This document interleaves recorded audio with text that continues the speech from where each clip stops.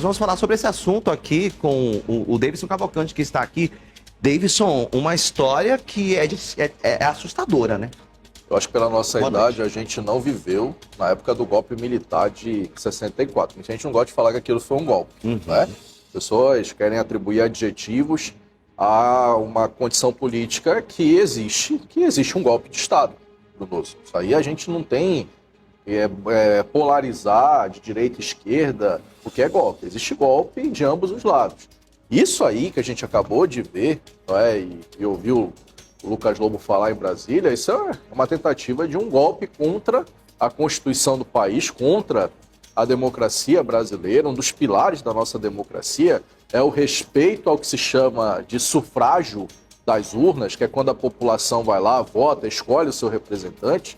Então, naquela eleição de 2022, uma eleição muito apertada, diga-se de passagem, o presidente Lula e o vice-presidente Geraldo Alckmin foram eleitos, por maioria dos votos do povo brasileiro.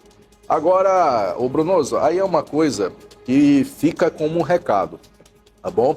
Muita gente às vezes fica incomodado com esse debate, mas ele é necessário. A Polícia Federal faz uma varredura, uma investigação muito sigilosa, uma investigação que, se você parar para pensar, às vezes a gente quer cobrar um pouco de pressa, sabe, celeridade, mas a Polícia Federal tem mecanismos muito peculiares, próprios da instituição, e quando eles realmente tornam público essas investigações, é porque já passou por uma série de trâmites internos. E a gente já viu aí muitos casos serem com muito êxito elucidados por causa do trabalho da Polícia Federal. Agora, cá entre nós, né? O que mais me assusta nisso é você ter um candidato a vice-presidente, que era o Braga Neto, que fazia parte do Corpo das Forças Armadas, acho que faz parte, mesmo na reserva, do Corpo das Forças Armadas do país, envolvido nessa suposta trama golpista. Mesmo que, tendo participação indireta ou não, estivesse ali cedendo espaço para essa reunião que poderia aí trazer consequências graves, não só para dentro do país, mas para fora também, para a estabilidade das relações exteriores. Afinal de contas, quando um país está envolvido em crise política dentro, né, do seu quintal, muitas vezes essas questões lá fora não são bem vistas numa relação diplomática da macropolítica, né, dessa política maior. Mas um recado que fica é que daqui a 2 anos temos eleições. Está longe de acabar essa polarização, ela continua.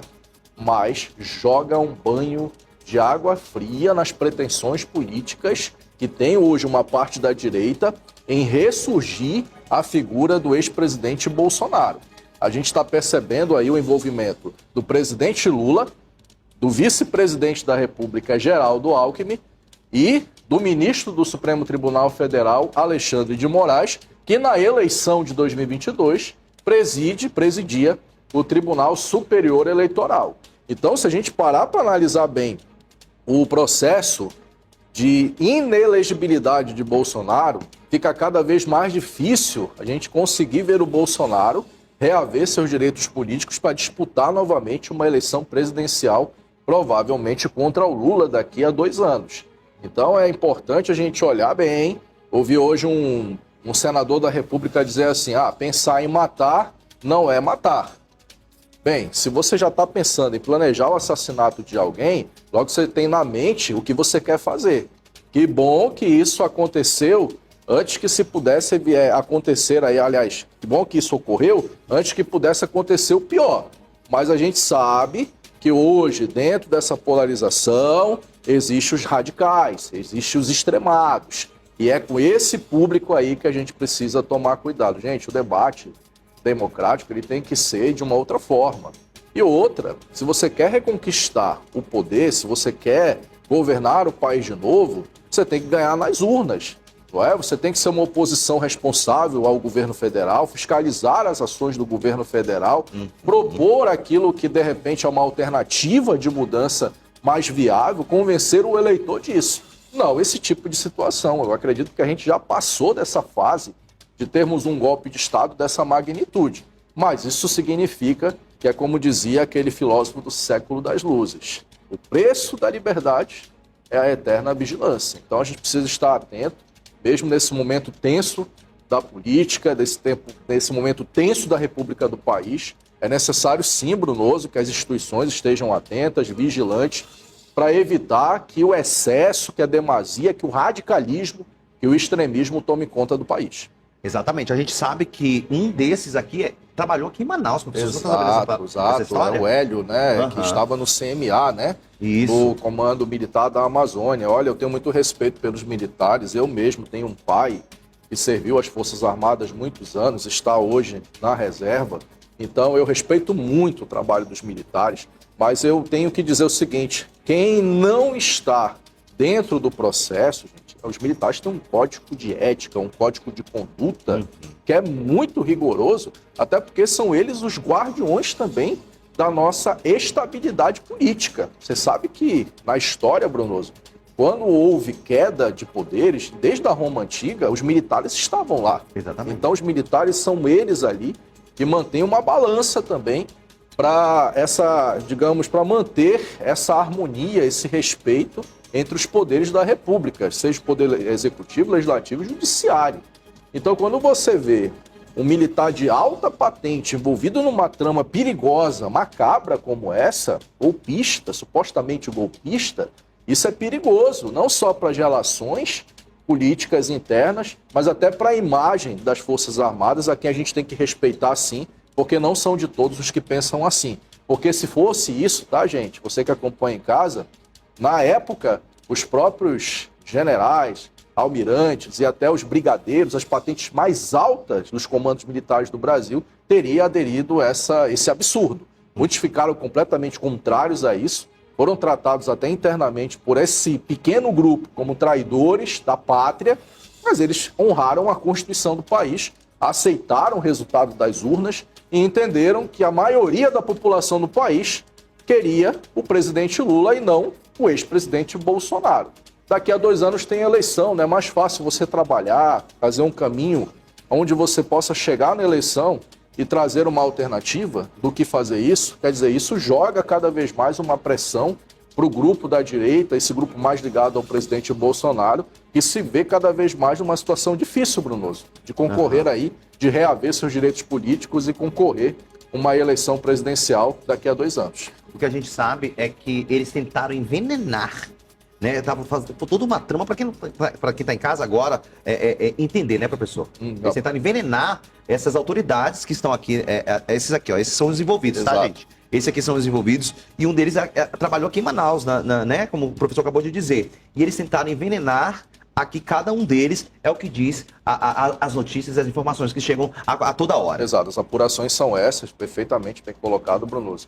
E assim, a gente lembra dessa questão de envenenamento lá no Império Romano, né? Quando se atacava os imperadores, né? Para trocar. Então você tinha uma saída que era envenenar, que era uma forma de não ser tão escandaloso assim, de repente criar um gabinete de crise e dizer que foi que foi um acidente de percurso, né? Ou seja, dramas perigosas mesmo, extraídas de coisas que a gente só via em ficção, né? Mas que já aconteceu na história. Então isso que o Brunoso está falando é muito sério, mas repito, só para fechar, as Forças Armadas têm o nosso respeito, têm a nossa reverência enquanto instituição de Estado, um órgão respeitado, eu conheço, mas tem gente ruim em todo lugar.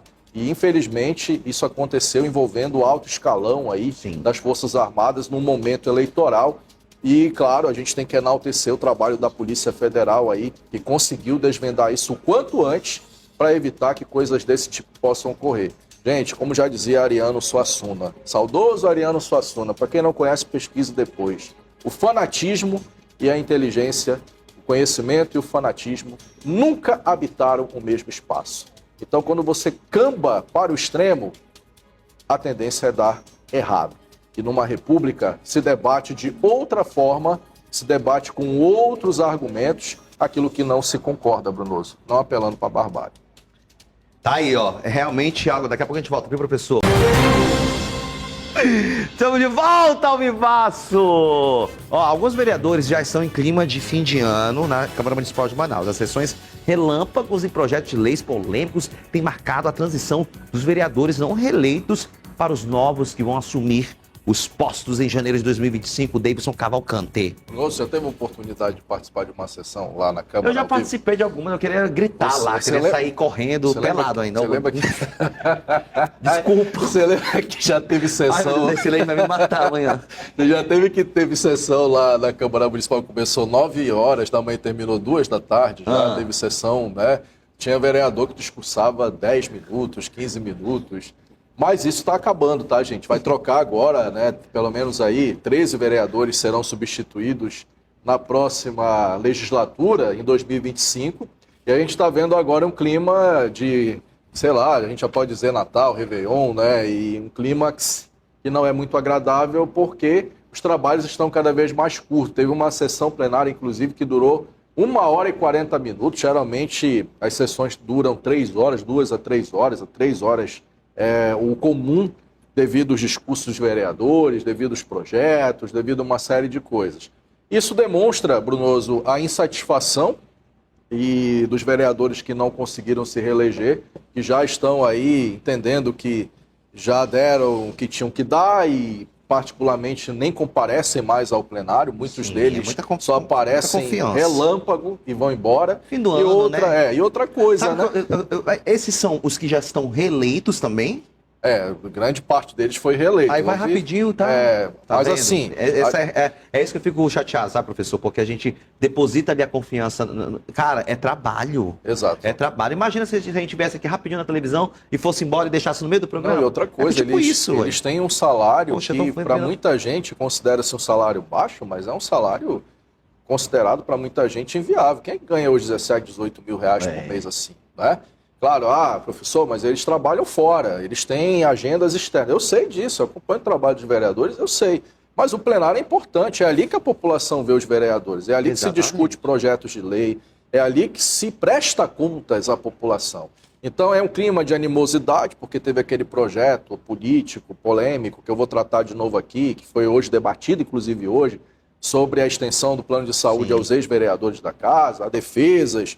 Mas isso não pegou bem para a imagem da Câmara Municipal, é fato, mas eu sei também nos bastidores que já há uma precaução para os novos vereadores que entrarem, os vereadores que foram eleitos, para que se tome cuidado, principalmente com isso. É como o Brunoso falou, é a voz do cidadão, é a sua. Todo mundo sai de casa para trabalhar, para honrar os seus compromissos, seus boletos. Os vereadores são homens públicos, são eleitos pelo voto popular, independentemente se, nesse caso aí, alguns não foram reeleitos, que honre até o fim do seu mandato, que apresente, que traga melhorias, que coloque seu nome de modo alto, para quem sabe daqui a 2 anos, daqui a 4 anos, esses vereadores estejam de novo aí representando o povo de Manaus. Agora é isso, né? Cada vez mais as pessoas têm se ligado no papel da Câmara Municipal, viu, Brunoso? Então, isso que você falou, eu também assino embaixo. Muito cuidado, porque hoje, com internet, com rede social, é difícil escapar dos olhos da opinião pública, viu? Muito obrigado, professor. Obrigado, até amanhã, hein? Até amanhã.